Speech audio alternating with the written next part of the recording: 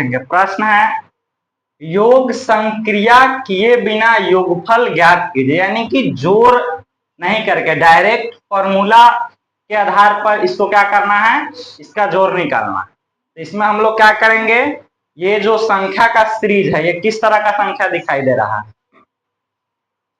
1 है, जोड़ 3 है, जोड़ 5 है, जोड़ 7 है, जोड़ 9 है। एक ऐसी संख्या है, विषम संख्या का एक क्या दिया हुआ है, सीरीज दिया हुआ है, और कह रहा है कि इसका जो योगफल है बिना जोड़ का प्रक्रिया किए हुए निकाल देना। तो हम लोग कैसे निकालेंगे, तो इसके लिए क्या आता है, एक फॉर्मूला आता है। विषम संख्याओं का योग का फॉर्मूला क्या आता है, n स्क्वायर। विषम संख्याओं का योग का फॉर्मूला क्या होता है, n स्क्वायर।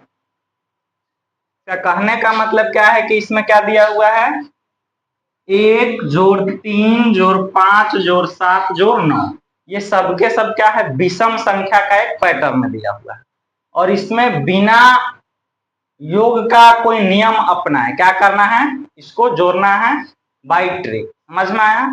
तो फॉर्मूला क्या है, n स्क्वायर।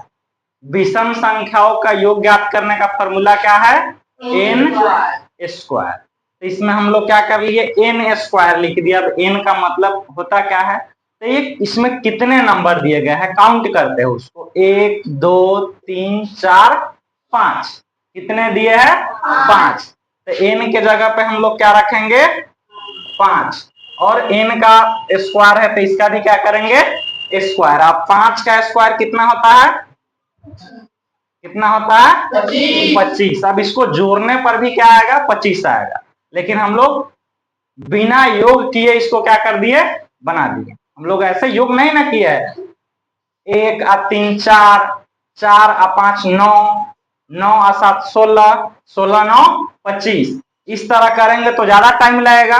लेकिन यहाँ हम लोग विषम संख्याओं को योगफल का जो फॉर्मूला था n स्क्वायर उसको लगाए तो बहुत ही जल्दी और आसानी से बन जाएगा। उसी तरह दूसरा क्वेश्चन को हम लोग देखेंगे, क्या होगा, विषम संख्याओं का योग का फॉर्मूला कितना होगा, n स्क्वायर होगा।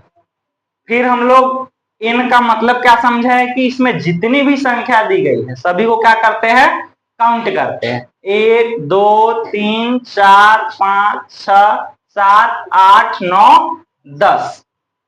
तो n के जगह पे हम लोग क्या पुट करेंगे, 10, और इसका वर्ग था तो इसका भी क्या हो जाएगा, वर्ग। अब 10 का वर्ग कितना होता है, कितना होता है, इसका मतलब है कि जब हम लोग इस सभी संख्या को जोड़ेंगे तो कितना आएगा, 100 ही आएगा।